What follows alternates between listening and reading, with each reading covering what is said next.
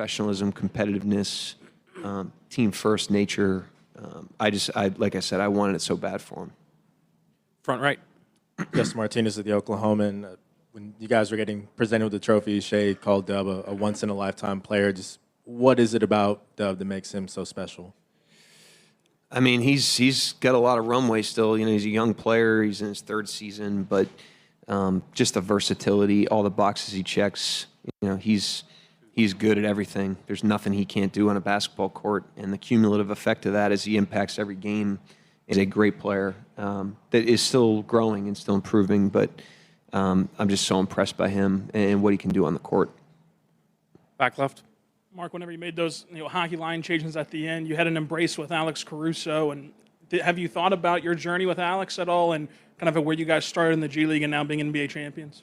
Yeah, that was a time warp, that moment. You know, Dort, you know, he was out here guarding, 50 feet when it was COVID and there were no fans in the stands and we were winning 20 games. And Shea, NAC, Dub. I mean, just the history that we all have together and the work that we've put in together. We've hung in there together. We've stayed together, the whole team. But, yeah, I can't describe it. It was a special moment for me.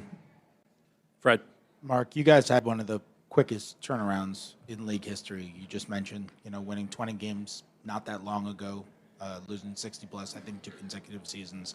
What is it about the character of the organization, about the character of the team that allowed you guys to make such a leap so quickly in that time?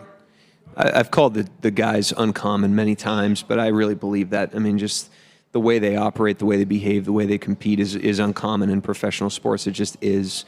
And then I also think, the organization's been at it for a long time. And before this build, Mr. Bennett's been here from the jump.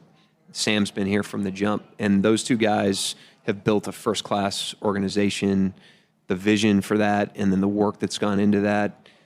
Really put the wind at our back when it was time to start, from scratch, really. And, so that was a huge thing. I mean, as young as the team was and as new as everything was, there was so many people from Saint to Donnie Strack to Ayanna to Matt Tumbleson that were in place. Sam, obviously, his group, that, the players were young, but the process and the systems and the environment were seasoned, and that gave us a huge lift. And you add the players we had to that, and that's how I think the speed happened.